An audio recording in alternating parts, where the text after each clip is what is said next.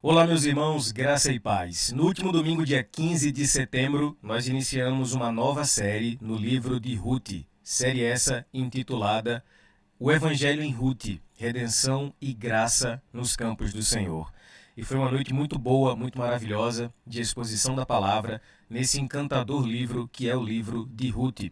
Mas nós tivemos um problema técnico que nos impossibilitou de filmar o culto e, consecutivamente, disponibilizar o sermão aqui no canal do YouTube. E como eu sei que muitos irmãos nos acompanham por aqui, alguns inclusive já estavam com expectativa para acompanhar esse sermão de abertura, eu quero fazer aqui uma espécie de resumo desse primeiro sermão que nós intitulamos como Escolhas e Tragédias. E eu quero ler com vocês o capítulo 1, do versículo 1 ao 5 do livro de Ruth e analisarmos aqui algumas implicações práticas para a nossa vida. Diz assim o texto sagrado: Na época dos juízes, houve fome na terra. Um homem de Belém de Judá, com a mulher e os 2 filhos, foi viver por algum tempo nas terras de Moabe. O homem chamava-se Elimeleque, sua mulher Noemi e seus 2 filhos Malom e Quilion. Eram efrateus de Belém de Judá, chegaram a Moabe e lá ficaram. Morreu Elimeleque, marido de Noemi, e ela ficou sozinha com seus 2 filhos. Eles se casaram com mulheres moabitas, uma chamada Orfa e outra Ruth, depois de terem morado lá por quase 10 anos. O versículo 5 encerra da seguinte maneira: Morreu também Malom e Quilion, e Noemi ficou sozinha, sem os 2 filhos e o seu marido.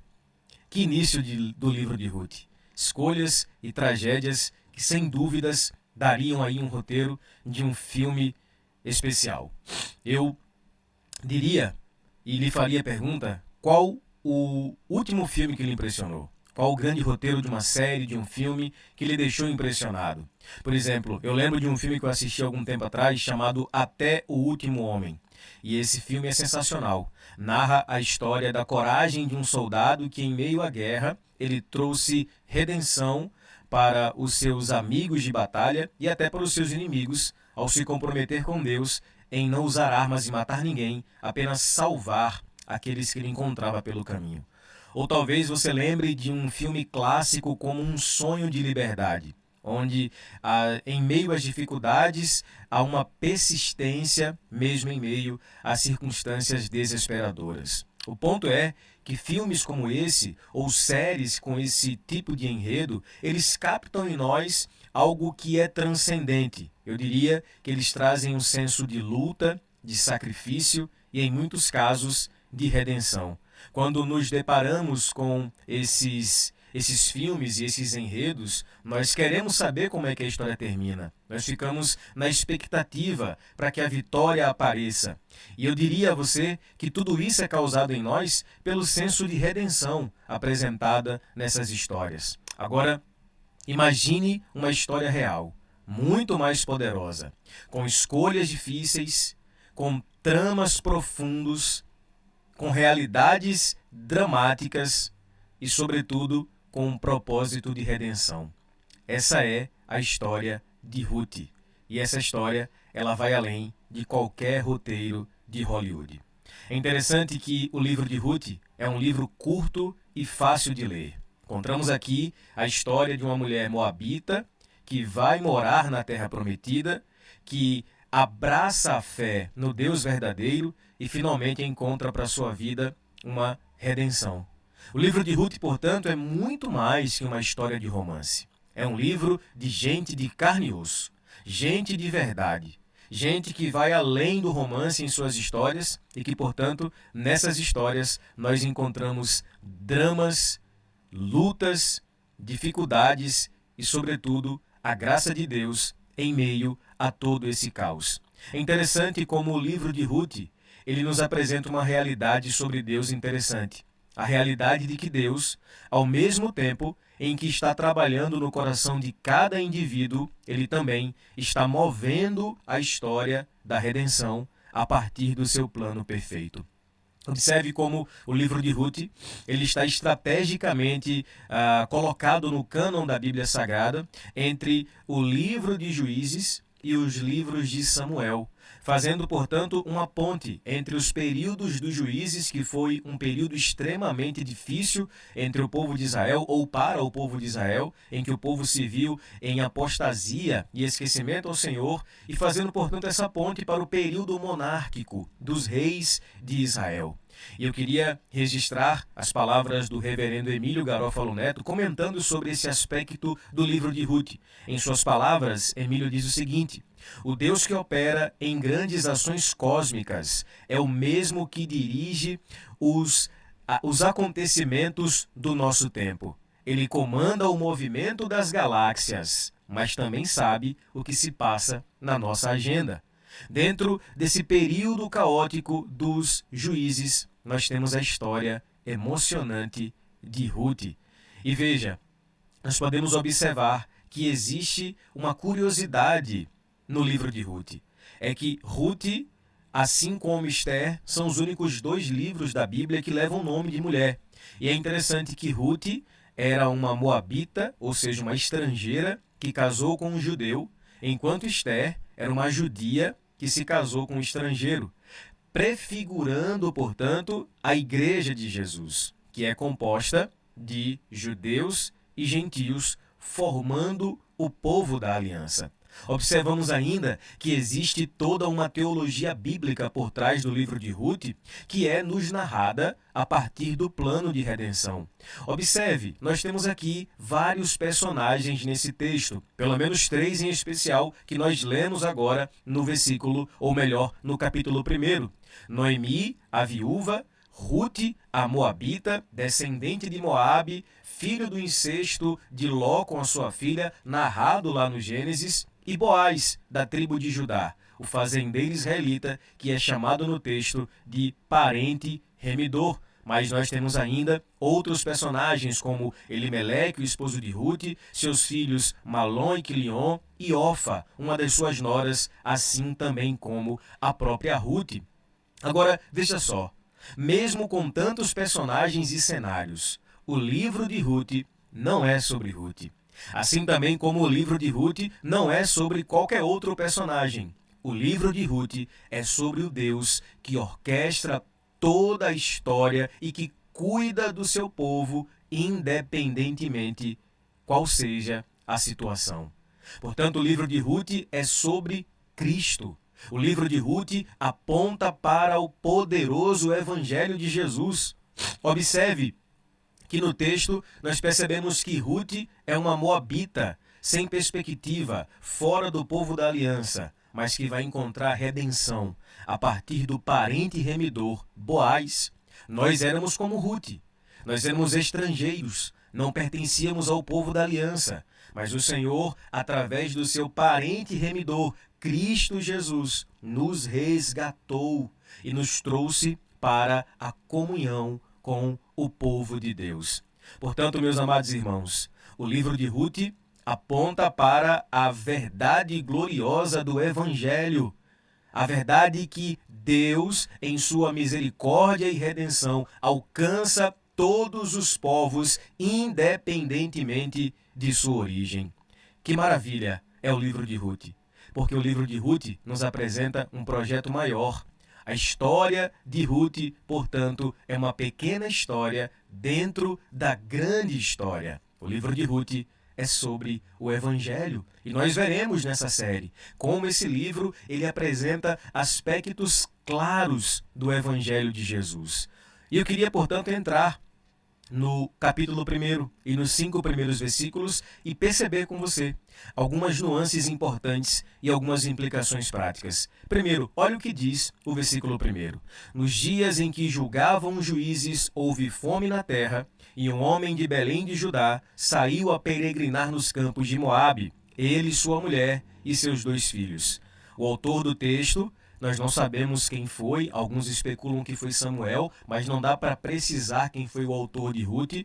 O ponto é que ele vai aqui abrir o livro, nos situando sobre o cenário e o momento em que a história aconteceu. Ele vai dizer que nos dias em que julgavam os juízes, ou seja, no período dos juízes. Logo depois, ele nos informa que houve uma fome na terra. E aqui se apresenta um subgênero dentro do gênero maior da narrativa de Ruth, que é bem interessante, que é o subgênero da ironia dramática. Veja onde reside a ironia nessa expressão. O texto diz que houve fome na terra, mais especificamente na terra de Belém. E Belém, a palavra Belém, é a junção de duas palavras hebraicas, Beit Lehem. Beit é casa, Lehem é pão. Portanto, Belém significa casa do pão. E a ironia reside no fato de que faltou pão na casa do pão. E aqui é interessante nós observarmos algumas conclusões lógicas. Diante da fome, esse homem, que no versículo seguinte nos é apresentado como Elimeleque, toma a decisão de sair de Belém de Judá e ir para Moabe com a sua esposa e os seus 2 filhos. Escute bem isso aqui, decisões, elas são muito importantes, porque elas podem decidir destinos. Por um instante, pare e pense nisso. O que esse homem estava fazendo diante da crise nada mais era que fazer as coisas do seu jeito. Veja, ele julgou o que era melhor para ele e pensou, se está tendo fome, se está tendo crise, eu preciso tomar as rédeas da minha vida e fazer as coisas como eu bem quero fazer. E escute bem, meu amado irmão, essa verdade. Existem crises e fomes que tentarão nosso coração para que nós tomemos as rédeas da nossa vida e que nós possamos viver então conforme a gente bem entenda. E o ponto aqui é o seguinte, por que é que nós, diante de situações de crises e fomes, resolvemos fazer as coisas de acordo com os nossos próprios anseios? Ainda mais, porque nós achamos que cabe a nós fazermos aquilo que nós pensamos que Deus se esqueceu de fazer. O ponto é que esse homem, diante da crise, diante da fome, ele vai tomar as decisões por conta própria. Então veja, o livro de Ruth, ele começa com uma situação difícil em que nós vemos um homem que muito se parece conosco, que por falta de fé nas suas tomadas de decisões, ele vai arruinar a sua vida e a dos seus próprios parentes. Um homem que precisou viver com as consequências da sua tolice. O começo de Ruth, meus irmãos, nos ensina que em situações difíceis da vida, nós não podemos ir por caminhos que o Senhor não aprova. Olha o que diz então o versículo 2. E era o nome desse homem Elimeleque, e o nome da sua mulher Noemi, e o nome dos seus 2 filhos Malom e Quilion, efrateus de Belém de Judá. E chegaram aos campos de Moabe e ficaram ali. Veja, é interessante que o verso 2 apresenta mais uma ironia dramática no texto, porque aqui nós somos informados sobre os nomes dos personagens da família. E cada nome tem um significado muito interessante para a trama. Veja, primeiro, Elimeleque. Elimeleque é a junção de 2 termos hebraicos, Eli, Deus, ou Eli, Deus, Meler, rei. Elimeleque, portanto, significa meu Deus é rei.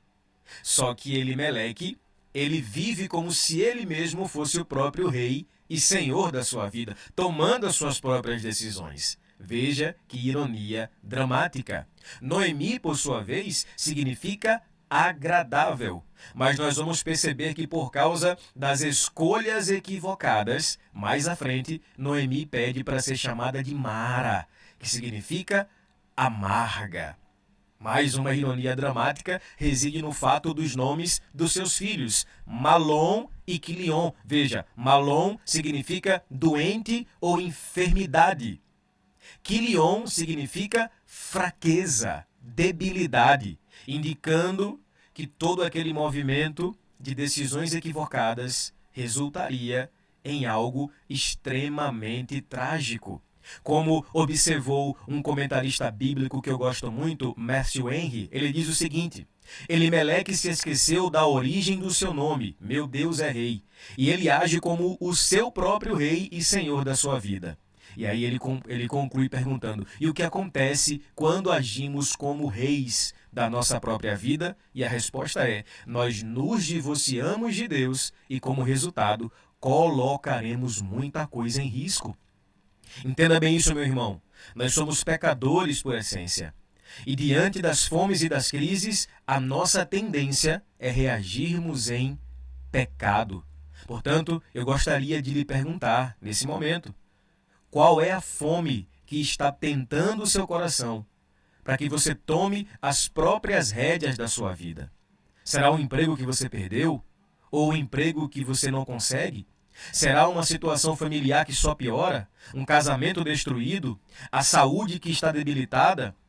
Lembre-se, quando Adão quis fazer as coisas do seu jeito, foi aí que tudo deu errado. Frank Sinatra, um cantor muito conhecido, um dos maiores cantores da história, ele cantava uma canção que se tornou uma das suas mais conhecidas. A canção tem por título My Way. E em boa parte da música ele diz: eu fiz do meu jeito. Como quem diz, eu fiz com o meu próprio caminho, do meu próprio jeito e da minha própria forma. E em dado momento da canção, ele diz o seguinte: eu amei, ri, chorei. Tive minhas conquistas, minha parte de perdas, e agora, enquanto as lágrimas diminuem, eu acho tudo isso tão divertido. E pensar que fiz tudo aquilo, e então eu posso dizer, não de uma maneira tímida, eu fiz do meu jeito. E muita gente possui essa filosofia para a vida. Faz as coisas conforme o seu próprio jeito. E escute bem isso aqui. Existem duas maneiras de fazermos as coisas. Ou fazemos do jeito de Deus, ou fazemos as coisas do nosso próprio jeito. E o problema é que fazer as coisas do nosso jeito, geralmente, é fazer as coisas pecando. Veja o resultado disso. Versículo 3. E morreu Elimeleque, marido de Noemi, e ficou ela com os seus 2 filhos. Mais uma grande ironia dramática. Porque veja, aparentemente, Elimeleque tinha uma boa razão para sair de Belém. A fome. Talvez alguém pudesse justificar o ato de Elimeleque ter saído de Belém e ir para Moabe. Afinal de contas, era fome. E veja, nós somos assim. Nós somos especialistas em racionalizar e encontrar desculpas para o nosso pecado. De modo que quando o assunto é pecado, nós somos especialistas em encontrar boas razões para justificá-los. Por exemplo, Deuteronômio 23, versos 3 a 4, apontava maldições contra Moabe, e, portanto, independente da fome, da seca, da crise, esse não era o melhor caminho para que Elimeleque tomasse. Ele está tomando as decisões por conta própria. E a ironia reside no fato de que quando não ouvimos o conselho de Deus, certamente ouviremos algum outro conselho. Elimeleque desprezou a instrução do Senhor. Entenda isso. Quando nós desconsideramos a instrução do Senhor, nós iremos considerar a instrução de alguém. E por vezes, nós vamos confiar mais na instrução do gerente do banco, do vizinho, do youtuber, do coach, do parente não crente, do que da instrução do Senhor. É exatamente o que acontece com Elimeleque.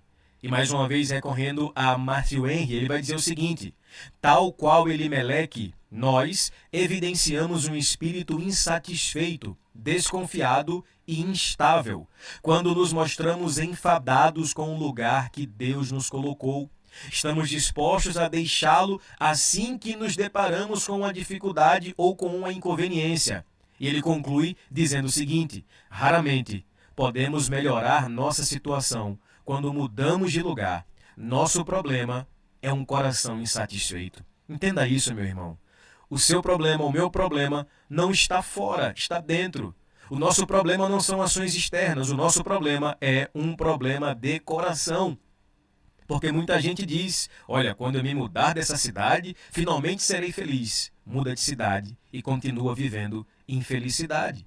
Outros dizem: quando eu mudar de emprego, mudar de igreja, mudar de casamento, e vive uma constante mudança, e nada disso adianta por uma razão. Porque o nosso grande problema é o que habita em nós. E o pecado que habita em nós, ele tende a nos levar a pecar. Olha o resultado disso. Elimeleque toma uma decisão equivocada e ele morre. Aí, a partir daqui, o texto vai se focar em Noemi. Vai dizer o texto que ela vai ficar com os seus 2 filhos em uma terra estranha. E no versículo 4 o texto fala que tomaram para si mulheres moabitas, no caso, os filhos de Noemi. O nome de uma era Orfa e o nome da outra era Ruth. E ficaram ali quase 10 anos.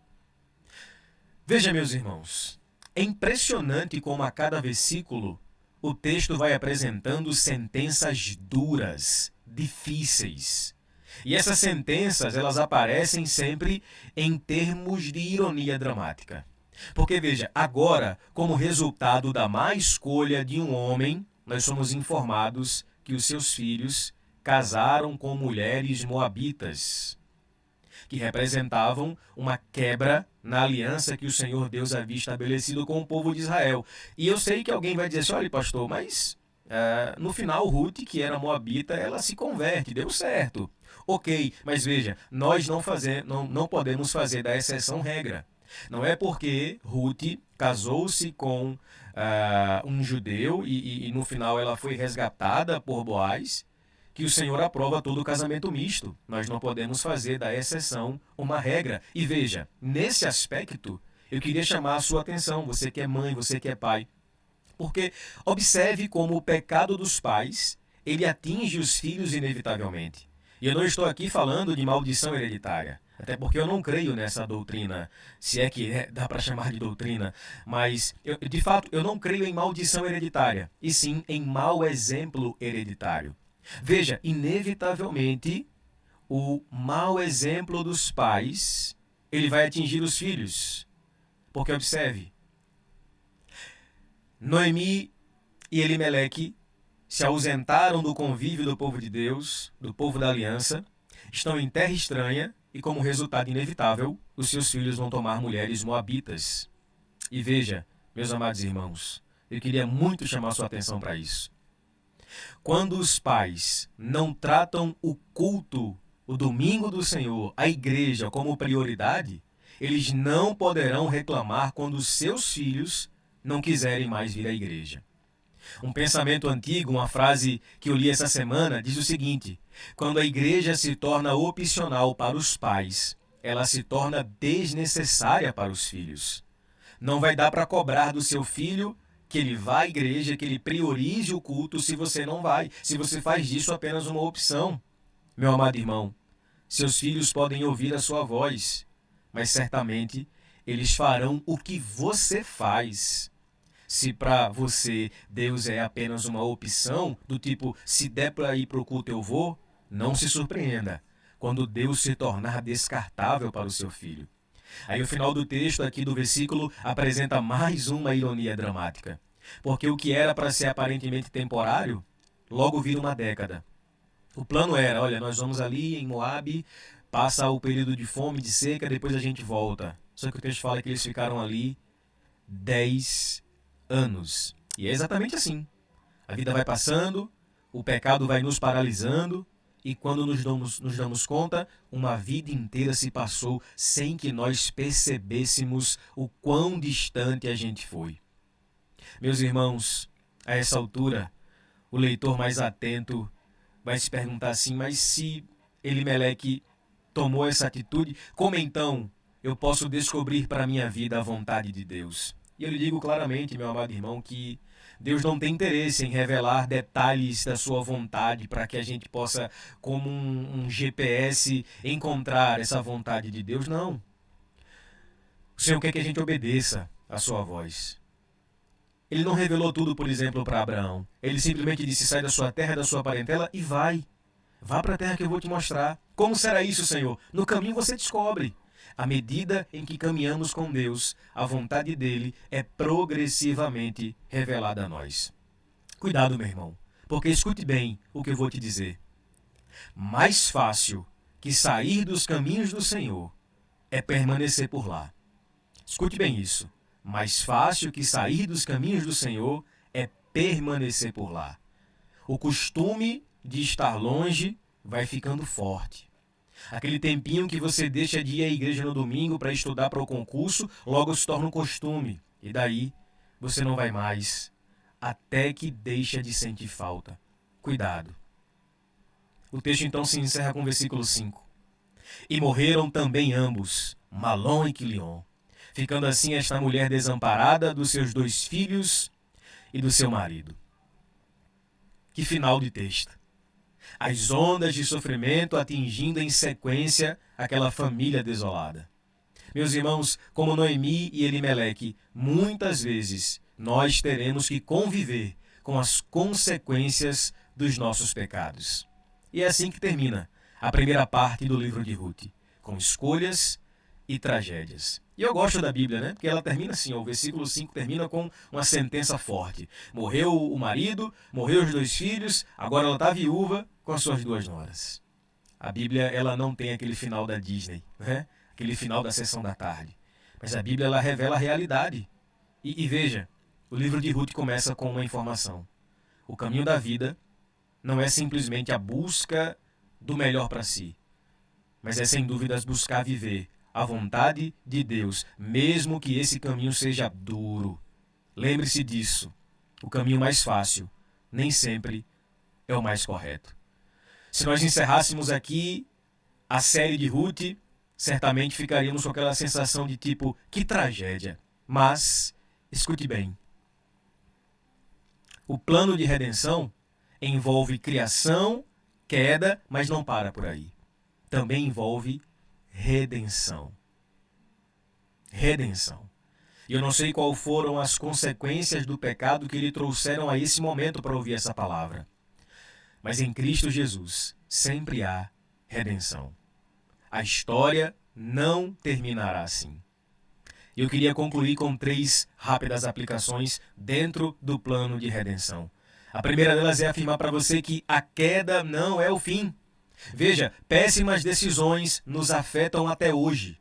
Adão, nosso pai, pecou e isso ainda nos afeta. Nas palavras do reverendo Emílio Garofalo Neto, estamos vivendo em uma terra que não é a prometida, arcando com as consequências do pecado do nosso pai, mas a queda não é o fim. Segundo, devemos entender a teologia bíblica da redenção. Olha que maravilhoso isso. Que maravilhoso isso. O conceito de redenção é mais do que apenas uma recuperação, um resgate, mas é a transformação completa de uma vida destruída em algo novo, cheio de esperança e propósito.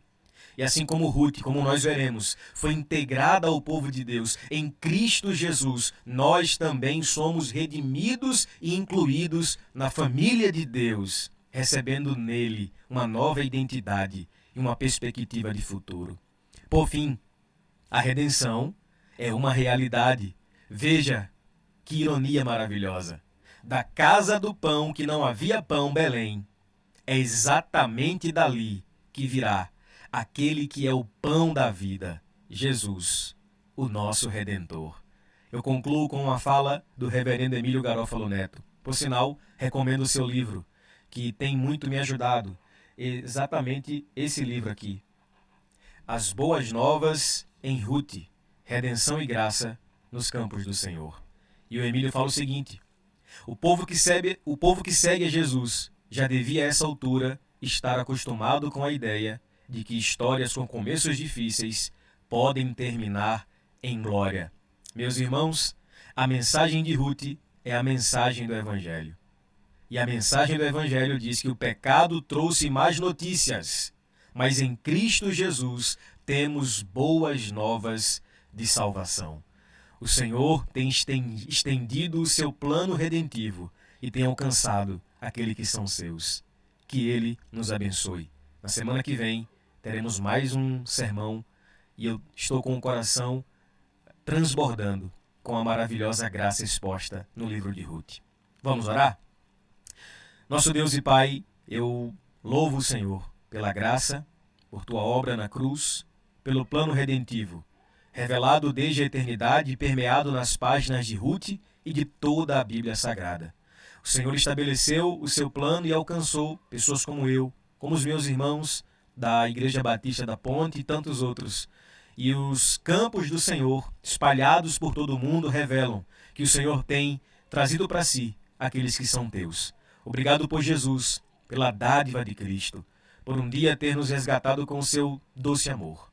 Eu te louvo, Senhor, e te agradeço. Em nome de Jesus. Amém E que Deus te abençoe, meu irmão. Até a próxima.